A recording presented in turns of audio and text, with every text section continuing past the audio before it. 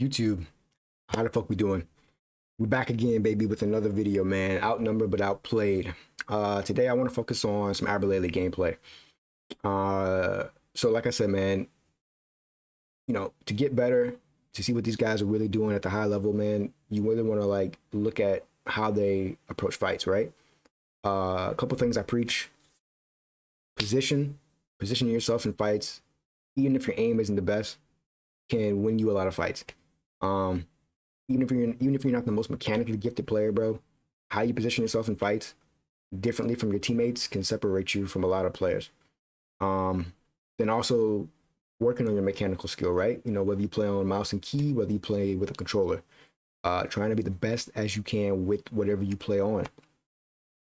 And there's also one more thing, but I just can't think of it. It'll come to me whenever it comes to me. But Albralalie, in my opinion, and in a lot of people's opinion, is probably the most mechanically gifted player in Apex.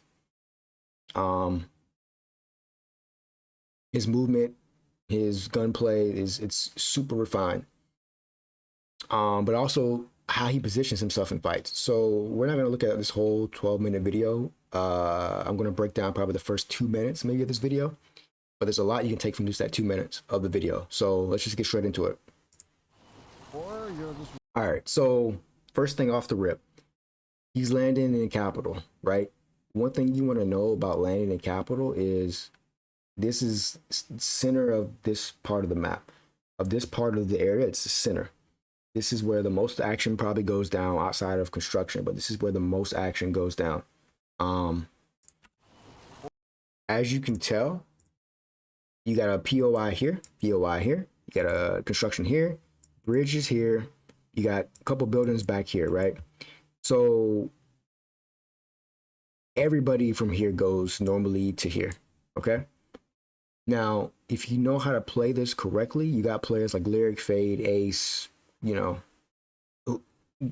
list goes on and on, of players who play this building well. The reason why this building is so important is because of how many entrances and exits you have at your advantage, if you know how to play it correctly. So you got what? 1 here, 2, 3, 4, 5, 6, 7, 8, 9, and you got 10, actually 11. You count the door on the other side. So you got about 11 to 12 ways that you can actually play this building. Now, let's just continue. Or you're just really slow at profit. All right, so immediately we see, right? He's got a blue shield here, Mozambique, R9, a battery, Spitfire right here. That kind of information, which is okay. All right, immediately when he turns, he knows is that there's one guy right here. One guy. R9 Mozambique. He wastes no time. Just goes straight for this guy, okay? Now, if you notice, this guy gives up all of his cover by making it a harder shot, first of all, because he jumps. And then secondly, like I said, he has no cover. Mac has this whole cover right here, right? And a shield swap just in case he needs it, okay? And there's a blue right over here, right? Immediately one clips. Immediate one clip. He took no damage. Super important. Gotta hit your shots. Super important in these type of fights. But like, switches to the Spitfire, which is a smart choice. Now, one thing you need to notice is a lot of players waste time going for thirst. He didn't waste time looking for that guy because he knows that, like, if he has a teammate, he's saying, hey man, there's a guy second floor, I need you to help me out. But instead he drops down to the first floor, repositions. So when if that guy came up to help his teammate, he's looking around like, wait, where is this guy at? Right? So always repositioning in these type of situations. pressure yourself to speed that up. So he was gonna go up to the top to where that same guy was at, maybe to throw thirst, maybe. He stops, notices there's a fight below him. It's just one guy. He cracks him, gets him literally one shot. Opts not to chase and waste ammo and time and puts himself in a bad position So instead, he grabs ammo, grabs some heals, doesn't go for a thirst on anybody, repositions and takes height. Just that alone, just that first 30 seconds alone, if you adopt just that, not going for thirst, not wasting ammo off the rip on people who are down, not putting yourself in a bad position because you're thirsting, right? Repositioning, taking height, just those things alone in just this 30 seconds of this video can change your game tremendously if you apply that to your game. Tremendously. So he takes height. This way he can see what's going on around him, right? All right, instantly sees this guy in the open. Now, this is the perfect opportunity. There's a guy here, there's a guy here, okay? All right. He did what he was supposed to do, right? This guy's in the open, back turn, nails him. Guy comes out over here, there's a guy here. He doesn't go for this guy right here because this guy is going to probably go around the corner after seeing his teammate get shot. So it's smart for him to go for the guy that's going to be right here, okay? Gets this guy weak.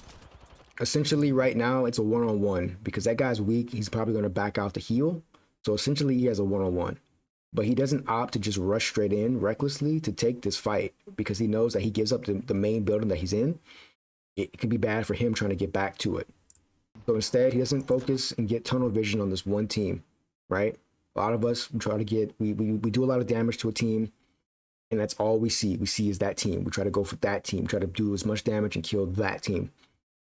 He doesn't allow just one thing to get him focused on that, right? He sees everything around him. Instantly looks, sees a guy below him, right? So he's seeing everything around him, right? He's seeing the team that he just did damage to. He knows there's guys around him that are down. He also sees a team below him, behind him.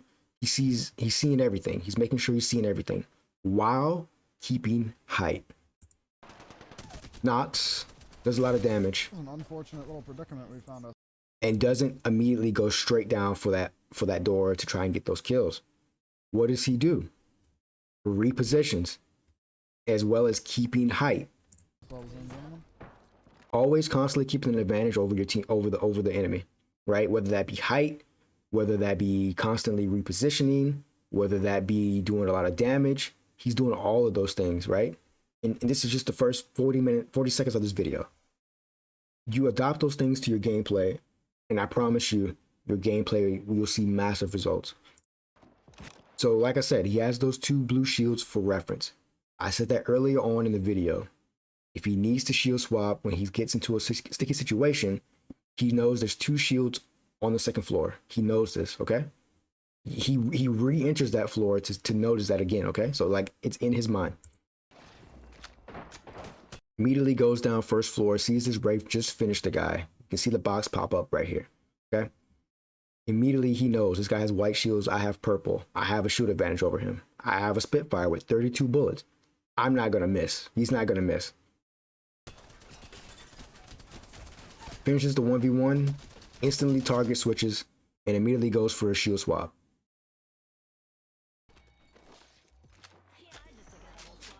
Then what does he do again?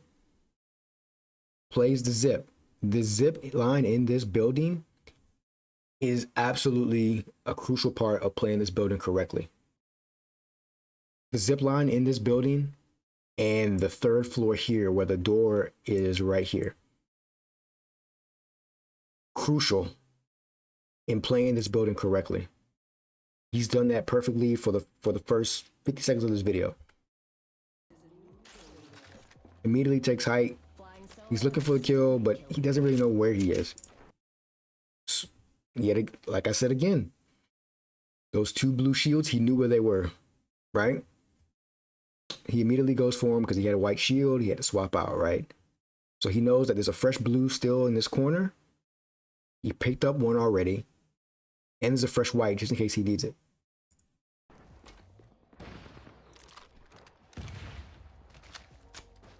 Like I said, right now he already has 4 kills. Goes to the bottom, it's a 1v1. Doesn't miss. He opts to switch to the wingman because one, he can do close range damage as well, and two, he can poke shots from afar, right? So it's a versatile weapon. He has an R9 if he needs to spray, but he has a wingman for that more versatile poke. So most of us right here, I already know what we would have done. I just killed a guy. I'm feeling ballsy. I got 5 kills. There's a guy right here. Normally what we're going to do is probably take this guy out, right? But instead, he knows that if he tries to start shooting this guy, because he just killed 2 people bottom floor, that it's going to get super hot, right? All these guys are going to start hearing the shots. They're going to come in and it's going to be mayhem at the bottom floor. The reason why you don't want to fight bottom floor is because you got people dropping down from the zip. You have an opening here. You got a door on this side. You got the wraparound over here. There's just too many ways for teams to pinch you and really kind of like destroy you, right? He knows this. So instead of trying to kill this Octane, he tries to go reposition yet again and take height on the zip. Notices that he can't go second floor because there's a Watson zip. He also gets shot from the top. So what does he do? Goes bottom floor, knowing that he has to challenge this one guy. He knows there was an Octane bottom floor. Can't go up the zip because the second floor is blocked off. If he tries to go up to the third floor, it's just too much time wasted, and he's gonna get shredded off the zip and die. So he has no choice now but to challenge that Octane 1v1. He takes a lot of damage here, and more damage than he wants to. But this is where his mechanical skill comes into play. Is because he didn't panic, but he out-aimed this guy. Now, this is a wingman versus I believe a mastiff. He dropped all the way down to probably about 30 HP, 30, 40 HP. Didn't miss a shot after that, okay? Out-aimed that guy. So what does he do, right? He knocks him, doesn't go for a thirst. Because going for a thirst in a situation like this, in this building at the bottom, you put yourself in a bad position, okay? So he repositions. He goes outside, doesn't go for that box in front of him because it's in the open. If he went for that box in front of him, he could have possibly risked getting shot. So he repositions, goes to a door right here, pops a battery. Constantly repositioning, guys. I cannot stress this enough. The constant repositioning keeps these guys guessing. But you gotta hit your shots as well to be a threat. But the constant repositioning, as long as you're hitting your shots and you're constantly repositioning, your gameplay, I promise you, it will soar to new heights, man. So he gets the battery off. And he's probably gonna full heal. I'm pretty sure he's probably gonna just full heal. Make sure he's fine. Like I say, he hasn't, for the first a minute and 50, he hasn't even gone for a thirst on somebody yet. All right, so right here, he's getting rushed by 2 guys. He notices that it's a Watson in the front, and I don't know who the second guy was in the back, but he knows he's getting pushed by 2 dudes. All right, so he has one at his door. So what he's assuming is he has one guy at his door. The other guy's gonna come around and come right here. That's what he's assuming.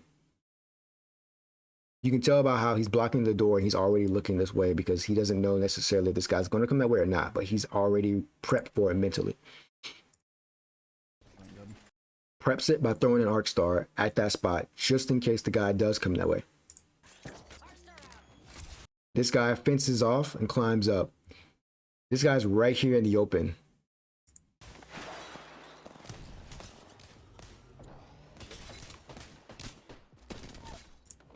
Yet again, super important right here. So look at how he played this.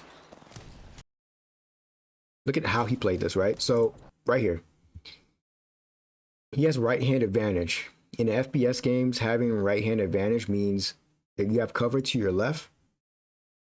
So anybody who comes out, they're going to be on your right side, right? So this is what you want in FPS games specifically, is a right-hand advantage. He didn't go too far over here and try to shoot him head on because then he has no cover. right? He has no cover. When you have this type of right hand advantage, it blocks sight from the enemy trying to shoot at you, and you have cover on your left, and you're able to like peek out on your right and be able to shoot these guys. Watson pretty much gave herself into his what he was trying to do. She pretty much put herself in the position that he wanted for, and he killed her. This is where his mechanical skill and his position comes in handy. So he gets out of that building completely because he knows that it's starting to get really, really hot, right? And he needs to actually like just full heal.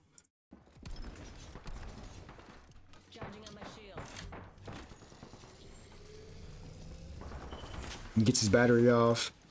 He goes back from the bottom floor this time. He sees a guy down, doesn't go for the thirst. In 2 minutes, he has not shot a guy down yet. He has not shot a guy who has been down yet. He has not gone for a thirst. He has not shot a guy who's down. He's been constantly repositioning and using the zip to his advantage. He has 5 kills and 1,000 damage already. There's 13 squads left. This is the recipe for success, guys. Like, if you want to get good at a lot of your games, pay attention to how these buildings are constructed and how they can work to your advantage. Keep always reposition and constantly keeping these enemies like thinking, right? While also keeping track of where they are and all of these things. Like all of these things are going on in his head, you know, in seconds. He's not thinking about it. He's just doing it, right? You have to continue to do these type of things to where you don't think about them anymore. So this is the same Watson that he downed earlier. She got res. And like I said, he went to the same floor that he downed her at. He went to the same floor he downed her at. And because he was in the proper position above her, he was on height above. She was coming from below. Able to get an easy kill. All right, so that's, I mean, I think that in itself is enough, right? Like constantly repositioning, keeping enemies guessing. Mechanically, he's hitting his shots, right? Because like I said, he has 7 kills already. A lot of this is great, but if you're not hitting your shots, then it's pointless. So they both go hand in hand. Now, a lot of you solo players who don't play with a team, this is how you play it. But just imagine if you had a team of guys who were all who were all capable of doing this, how dangerous you would be, right? That's the goal. But let's go to the next video. So this time I want to look at Hal. TSM Imperialhal, in my opinion, in terms of positioning, he's not the flashiest player. He's not the movement guy. You don't go to him for movement, right? You don't look at his gameplay and look for flashiness. You look at like great aim and positioning, right? Probably 2 of the most important things in this game is positioning and working on your aim. Working on your aim and how you position yourself in fights. So you can already look right here, right? He has 22 kills. Yeah, he's close to 4K damage. 1 teammate's down. He has a wingman and a PK. He has wingman PK. So right now it's possibly a 2v3. Let's see.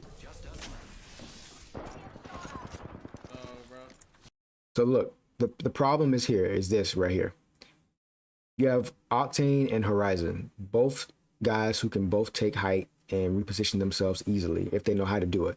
Clearly, you're playing in pubs with randoms, they don't know how to do it, right? So they were all down low fighting while Hal's up top, okay? That's smart player playing with guys who don't really know necessarily how to play the game like the best way, right? So both guys go down. Hal opts to trying to do a lot more damage with a charged up PK over the wingman on a guy who might come off the Horizon's Q. Instantly,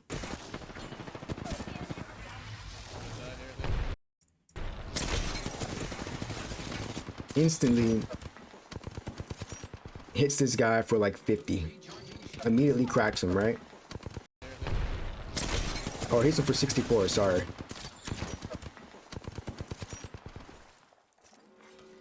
Alright, so he had to reposition himself, because if he didn't, he was gonna die.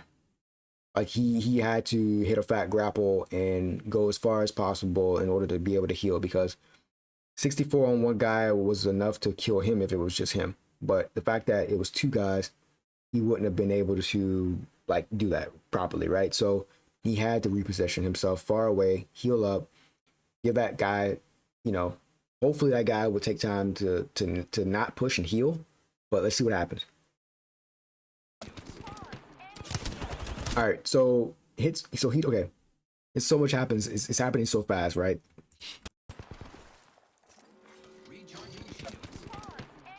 All right, so immediately he hits this guy. He knows he's flesh. Hits him for 45. But he also knows he has a guy flying in on him right here, okay?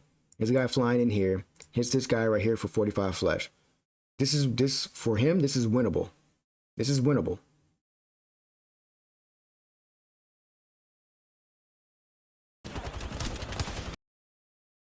Immediately target switches. Goes for the guy midair. Like I said, these guys, when they jump or they're soaring in on somebody, they're putting themselves in a worse kind of situation, because it's harder to hit those kind of shots, right? Unless you're really, really good. But it's hard to hit those shots flying in or jumping at somebody. It's very difficult to hit a shot like that. Hal can pretty much sit right here and have a set shot. Much easier for him to kill this guy. This guy comes in, destroys him. There's one knock. Now it's a 1v2. He doesn't opt for the thirst. He does not go for the thirst. Same thing with Albralalie. These guys, they knock them. They don't go immediately for a thirst, because it puts them in a position where they have to waste ammo. It takes too much time. They're in the open. This guy's talking to his teammates and he's telling him like, yo, there's a guy on me, guy on me. It's just too much time being wasted when he could just back up, pop a battery, be full HP, then put these guys in a position where they might have to res and he can get an easier shot on them. So he backs up, pops a battery, knows they're trying to nade him, so he knows they're coming from his left side. He's looking right now, just in case they push, he's looking for us. He hears the res, he goes up top on the rock. Same thing with Albralalie, right? Same thing. These guys take a position higher. They take height, right? They take a spot higher than the enemy. So he knows right now it's a 1v3. That guy just picked him up in res. But he prioritized not thirsting, and he prioritized height over these guys. Redowns the same guy. Now it's a 1v2. Here's the guy creeping up behind him. So zone's coming in. He knows he needs to go inside, so towards zone. Immediately sees this guy in the open, probably trying to go for a res. Misses a couple shots. Knows he has purple. He's getting pushed. Cracks this guy. He's taking storm damage and damage as well from these guys that are shooting at him as well. So he has no choice but to reposition and go towards zone. Hits him again. Has him one shot literally, but he's super, super weak. Great grapple by Hal, because if he wasn't able to make that grapple, this fight might have went a different way. So he was able to get inside, which is still in zone. He pops a battery. He's watching the staircase just in case. So he has his kill from one of the guys who bled out. He's watching the staircase as well, right? So the thing about this is he has this box right here, just in case he needs to peek down for cover, right? So he's got a Loba ult for ammo. He's got a box here for ammo, a box here for a shield swap, and a shield swap, and another. Like, he has so much that he could play off of in this building if they try to push him. This is a harder push for them than it is a harder fight for him. He misses his PK shot here. He opts to heal. Immediately takes height.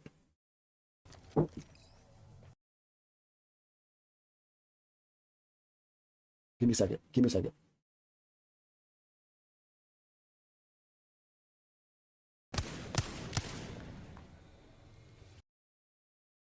But he notices this guy is like down low right here. So it's a rampart. He's trying to do whatever he's trying to do. He doesn't really know what he's trying to do. But he knows right now, like, this is probably the easiest kill to get right here, right? Goes for a nade. He does some damage, not a lot.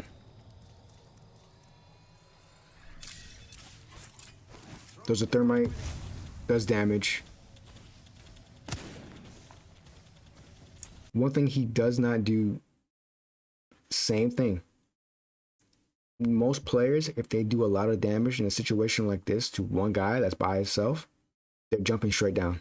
He doesn't jump straight down and try to go for this guy and give up his position. He has a good spot where he's at, right? He doesn't just jump straight down, reckless, and give up his spot. So he tries to do as much damage as he can from height. He hears he's getting pushed, immediately spots the guy. 92, 52, 36, 28, easy down. Grapples back up for height, pops a battery, he's got 50 seconds left. This is GG, it's a 1v1 now.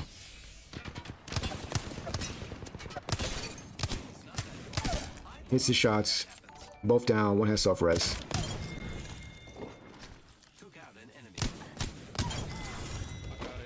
Easy. Like I said, the key things, man, that you can take away from this is positioning, hitting your shots, and with the main things that Albralalie did, as well as Hal, were the fact that when they got downs, they never once went for the downs to go kill them, because it put you in a position where you don't need to be in, right? Like, you put yourself in a bad spot, you're out in the open, you're trying to loot, it's taking too much time. When you could literally be repositioning, keeping height, keeping these guys guessing. And that's exactly what they did. So they put themselves in these kind of positions, but as well, they have to hit the shots. And they did that. So, like I said, you guys can get the 20 kills, the 15 kills, the 17 kills, the 4K damage, the 5K, the 3K damage. But you have to be smarter about how you take these fights. Like I said, the key things to take away from this is positioning. Always keep positioning around your enemies. Hitting your shots. Getting better at whatever you use. Mouse and key, controller, whatever. And trying your best, even if you need ammo, trying your best not to just push yourself into situations where people are, when they're down, or you feel like you should push a situation that's not advantageous. Don't put yourself in it. And a lot of these type of games will happen for you. So hope you guys can take something from this, man. I appreciate you guys watching this. Like I said, let me know if you like this. Leave a like on this video, a comment. Like I said, all this just helps the algorithm, bro. So the more we like this, the better we have a chance at this video being pumped out even more. So appreciate you guys, man. And I am gone.